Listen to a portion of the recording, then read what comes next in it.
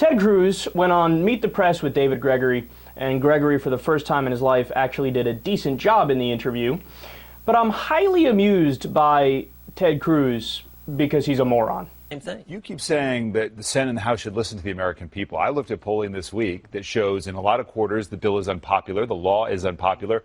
56% want to uphold this law. So when you say listen to the American people, they're not necessarily with you. Well, look at the phrasing of that. Uphold this law. I promise you, if you do any poll on do you want to uphold this law, the answer is always yes. So it's just polling methodology? Look, there are a lot of polls that are done for advocacy purposes. Yeah, I did. There are a lot of polls that say uphold the law, but ignore those. Well, wait a second. Here you are. Every time Ted Cruz talks about that, we need to go with the American people and what they want to do. Ted, they want to uphold the law.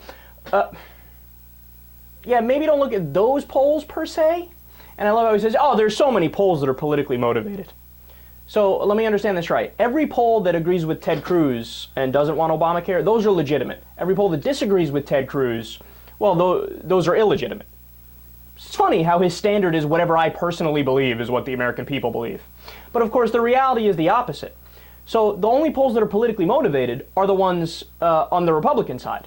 Now, why do I say that? Because the Republicans have done such a fantastic job at demonizing Obamacare and saying they're going to kill your grandmother, they're going to pull the plug on them, there's going to be a death panel, government bureaucrats going to get in between you and your doctor.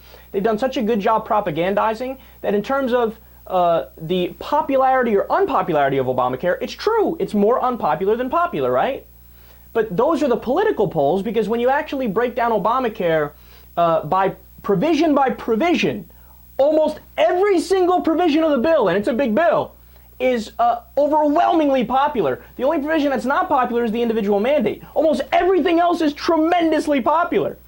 And those are the specifics, those are the details. The American people love the details. So that's the not political poll. And it's also not political when they say, look, I might not even like the law, but don't defund it, don't repeal it, you're wasting our time, it passed in 2009. It is the Democrats who have taken the absolutist position. I've engaged. I'd like to repeal every word of the law. But that wasn't my position even in this fight. My position in this fight was we should defund it, which is different from repeal. And even now what the House of Representatives has done is a step removed from defunding. It's delaying it. Now, that's the essence of a compromise. For all of us who want to see it repealed, simply delaying it for American families on the same terms as being done for big corporations, that's a compromise. And at the same time, David, on the other side, what have the Democrats compromised on? Nothing. Zero. Their position is absolutely no matter what. How is that compromise? You make this argument as if there's no broader context here. Obamacare has been legislated, it has been adjudicated, and it has been tested to the political system. And so let's go through that. We had an election where I heard the standard bearer of the Republican Party, Mitt Romney, say Obamacare should be repealed. All the Republicans already voted against this thing when it was ultimately passed. The Supreme Court upheld it. And then this summer, you and your colleagues said, look, let's have a strategy here of defunding Obamacare. And you had people who signed a letter, and they said they joined you in that fight.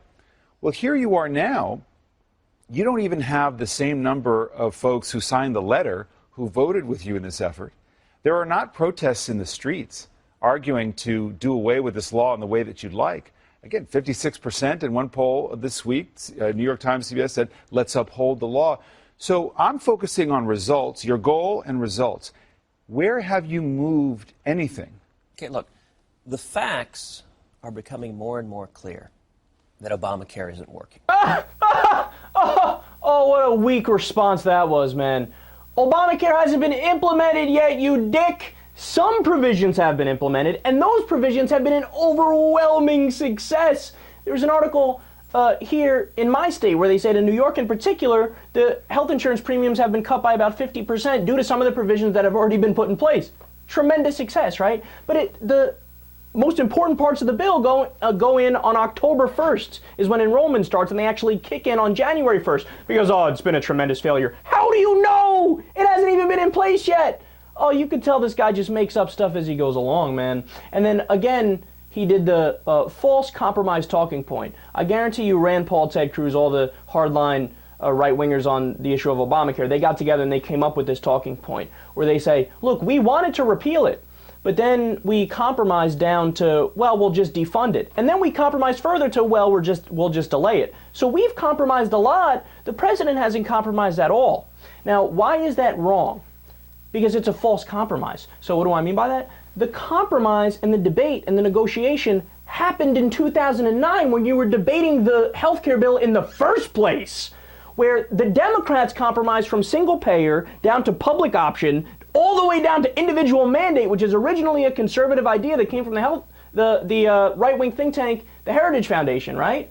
That was the compromise. The compromise happened in 2009 during the healthcare debate. You don't debate or negotiate whether or not you're going to fund a law that already passed. Could you imagine that with any other law? I know we passed the agriculture bill that has food stamps in there, but let's debate whether or not we should fund the food stamps part. That's not how government works. You already passed it, you fund it. The debate is over. But they insist on debating it because they're hardliners and they're extremists. Now, they're not done yet. It gets even more interesting. Who's the legislator you most admire? Who's your big role model? You know, I'll tell you, the senator I most admire was former Texas Senator Phil Gramm.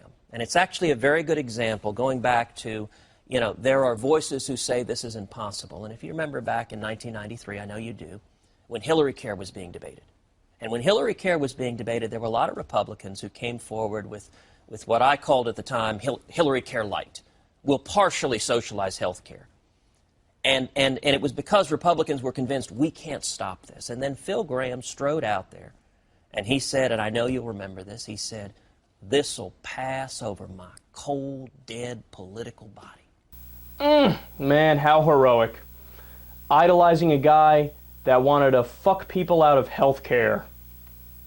How Christian of Ted Cruz, right? Just like Jesus. Ted Cruz loves to think of himself as a Christian. What a good Christian you are, Ted Cruz.